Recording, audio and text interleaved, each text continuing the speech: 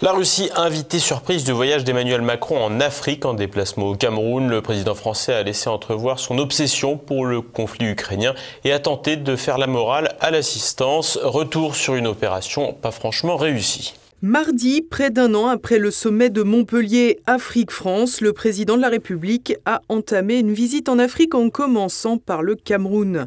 Après un détour auprès de l'ancien joueur de tennis en froid avec le fisc français Yannick Noah, retourné sur ses terres natales et installé dans le village d'Etoudi dont il est le chef, Emmanuel Macron a donné une grande conférence de presse avec le président du pays, Paul Biya. Le président Macron a annoncé une coopération entre historiens français et camerounais, sans doute pour la réécrire, dans le cadre d'une page mémorielle désormais incontournable. Une page qui cadre assez mal avec les premières prestations d'Emmanuel Macron en Afrique, dont le voyage au Burkina Faso en 2017 avait laissé des traces. Rappelez-vous. C'est quelque part, vous me parlez comme si j'étais toujours une puissance coloniale. Mais moi, je ne veux pas m'occuper de l'électricité dans les universités au Burkina Faso. C'est le travail du président. Du coup, il s'en va, reste là. Du coup, il est parti réparer la climatisation. Un spectacle qui n'avait donc pas particulièrement rendu populaire Emmanuel Macron sur le continent africain. Et si la conférence de presse à Yaoundé mardi a été davantage dans la correction protocolaire, sur le fond, un troisième invité obsédant, le président français, a occupé une large part des discussions, la Russie. En effet, la situation internationale est en partie rythmée par le conflit en Ukraine. Concernant l'Afrique, l'essentiel des inquiétudes se porte sur l'acheminement de céréales bloquées dans les ports ukrainiens, qui devraient toutefois reprendre après la signature des accords d'Istanbul, accords dans lesquels Emmanuel Macron n'a joué aucun rôle. Une inutilité qui n'aura pas empêché au président français de donner des leçons de géopolitique aux Africains. Je pense que on dit souvent, quand j'écoute ou je lis, beaucoup d'approximations sur ce qui se passe en Ukraine. Et je ne ferai pas de comparaison excessive.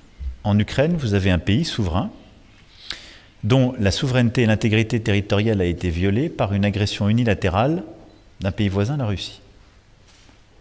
C'est comme ça qu'il faut le qualifier. C'est une guerre lancée par la Russie. Une vision occidentale que les Occidentaux eux-mêmes voudraient faire passer pour universelle. Pourtant, la première question des journalistes camerounais montrait bien que la vision quant à la guerre en Ukraine est plus mesurée en Afrique qu'en Europe. Monsieur le Président, les Africains et particulièrement les Camerounais sont témoins des concours financiers et de la qualité des matériels militaires que l'Occident apporte à l'Ukraine en guerre. Lorsque l'on sait que les pays africains en difficulté économique ou même en conflit ont du mal à recevoir pareille bienveillance, pareille assistance, Monsieur le Président, comment assumez-vous ces 2 poids, 2 mesures? Je vous remercie. En effet, pour beaucoup d'Africains, la place occupée par le conflit en Ukraine dans les discussions occidentales est pour le moment outrancier, à plus forte raison que les racines de la guerre sont en lien direct avec les procédés otaniens. Emmanuel Macron a d'ailleurs sorti son numéro de « En même temps » de mauvaise foi en toute quiétude. Le choix qui a été fait par les Européens, premièrement, n'est en aucun cas de participer à cette guerre, mais de la reconnaître et de la nommer. Là où je vois trop souvent de l'hypocrisie, en particulier sur le continent africain, je vous le dis avec beaucoup de calme et de sérénité, à ne pas savoir qualifier une guerre qui en est une et à ne pas savoir dire qui l'a lancée. En résumé, les Occidentaux livrent des armes à l'Ukraine contre la Russie tout en soutenant qu'ils ne participent pas à la guerre. Mais ce sont les Africains qui sont hypocrites. Bah oui, c'est d'une logique imparable. À cela s'ajoute bien entendu le mépris macronien que les Français connaissent bien. En effet, si les Africains ne marchent pas dans les pas de l'OTAN sur le conflit ukrainien, c'est uniquement parce que la Russie se livre à des pressions diplomatiques. Une déclaration qui rejoint le délire partagé par la Macronie sur l'influence permanente de Moscou sur le continent noir. En effet, Laurent Saïm, l'ancienne journaliste et ancienne porte-parole du candidat Macron, a fait une déclaration délirante dans la même veine. Il y a aussi un contrôle russe qui s'est fait là-dessus, et moi, il y a un chiffre qui m'a vraiment interpellé, c'est de voir que les Russes ont installé 15 000 universités en Afrique. La Russie aurait donc construit 15 000 universités en Afrique. Alors pour votre information, en France, il y a environ 70 universités. Et en Afrique, il y a 55 pays. Alors avec toute la bonne foi qu'on peut accorder à ces déclarations, lol, si chaque pays africain avait autant d'universités que la France, on arriverait péniblement à 3850 universités. Mais Laurence Saïm, elle sait que les Russes en ont construit 15 000. Bah voyons. Mais les Russes ne sont pas seulement derrière les pressions diplomatiques sur l'Afrique et dans l'essor universitaire, non, ils sont aussi partout dans les médias. Je crois que nous serions naïfs de ne pas nommer ce qui s'est développé ces dernières années, qui est ce que j'appellerais une présence hybride de la Russie sur le continent africain, qui passe d'abord par du développement de la propagande, qui passe par des médias télévisés.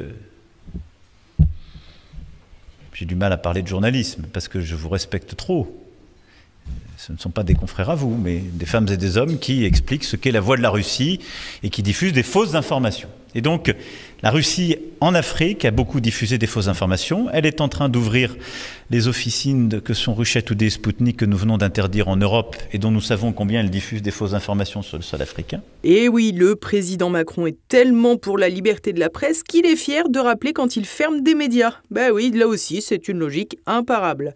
Emmanuel Macron ne pouvait pas terminer la conférence de presse sans parler du fameux groupe Wagner que les Occidentaux ont décidé de renommer milice. Et elle a complété son offre diplomatique par l'intervention de milices Wagner. Et en particulier, ce que nous avons vu ces dernières années fleurir en République centrafricaine et au Mali, pour ne citer que 2 cas, est très préoccupant. Parce que ce ne sont pas des coopérations classiques. À ce moment-là, c'est la Russie qui décide, par le truchement de milices, de venir en soutien soit à des pouvoirs politiques affaiblis, qui décident de ne pas gérer leurs problèmes de manière politique, mais de les militariser, soit à des juntes militaires qui n'ont aucune légitimité politique, pour leur dire « nous vous apportons sécurité et protection à vous, pas à votre peuple, à vous ». Une vision là encore partisane qu'il ne faudrait surtout pas mettre à l'épreuve de la comparaison avec les groupes qui reçoivent les armes de l'OTAN en Ukraine. Le 2 poids 2 mesures évoqué par le premier journaliste aura donc bien rythmé l'intégralité de l'intervention macronienne à Yaoundé. Obsédé par ce que fait la Russie sur la planète, Emmanuel Macron aura encore oublié l'essentiel, ce que la France, défaite de sa souveraineté, n'est quant à elle plus capable de faire.